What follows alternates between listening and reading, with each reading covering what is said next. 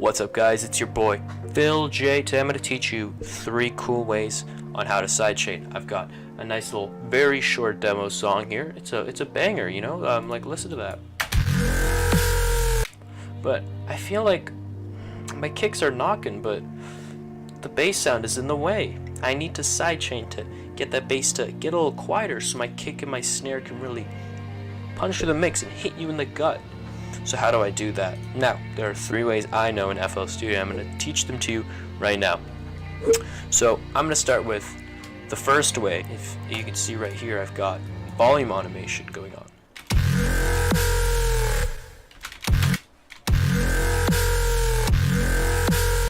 And how that's set up is basically, so I've got these 2 channels right here. Ignore pre-master and master, that's whatever. I've got not sidechain and sidechain. So basically every time you load something and you have to decide, do I want it to be affected by the sidechain or not? So I've got this tutorial base over here, and that is directed into sidechain.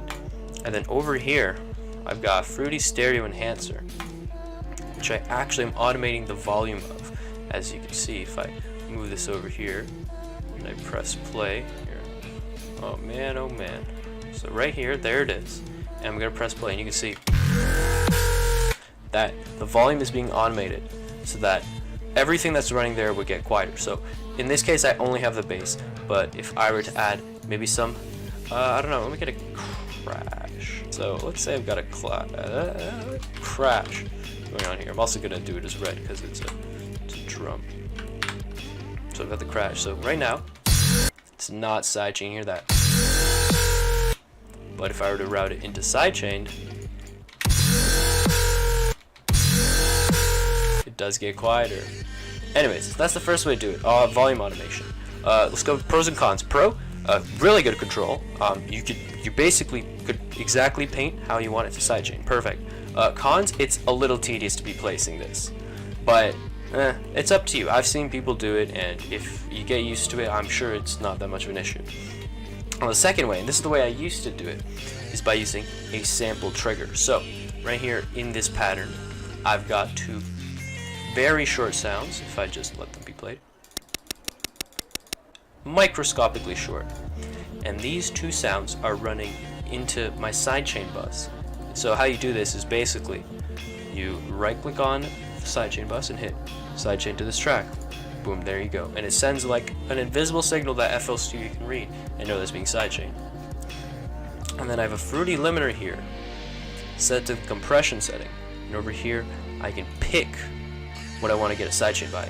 So I've got 2 here, one that's for the kick and one that's for the snare. The snare one's a little shorter, although always check up close your samples and see how long they are. I can show you a good way really quickly after I finish the last explanation. So anyways, what happens is I've got the snare, the tiny little sound. I can name them both snare, I'm so stupid. One of them's a kick.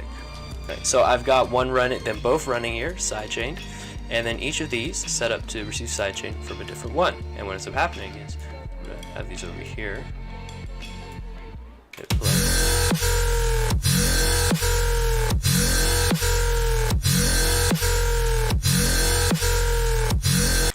Is that when that hits, the signal gets sent and it gets sidechained. Boom. Easy peasy, great. So upsides and downsides. Upside is that once it's set up, it's pretty easy to trigger.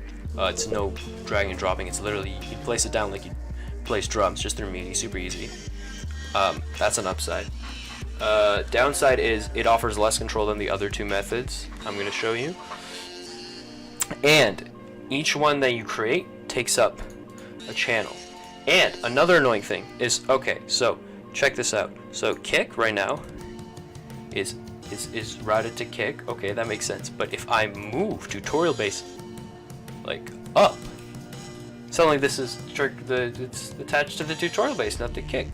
So FL Studio is kind of stupid. And then our third method, this is the one I currently use, is by using LFO tool and MIDI outputs. So over here I've got the MIDI trigger, and how this one works is quite simply, so you've got 2 MIDI outs running, because I have one for the kick and the snare obviously, and well, they take up a channel rack here, but they don't take up a mixer rack, which is good. Mixer channel, sorry. And basically, you have LFO tools running, and you can see that one plays. Each one plays corresponding. So how to set this up is if you have LFO tool, drop it on, or draw on your curve.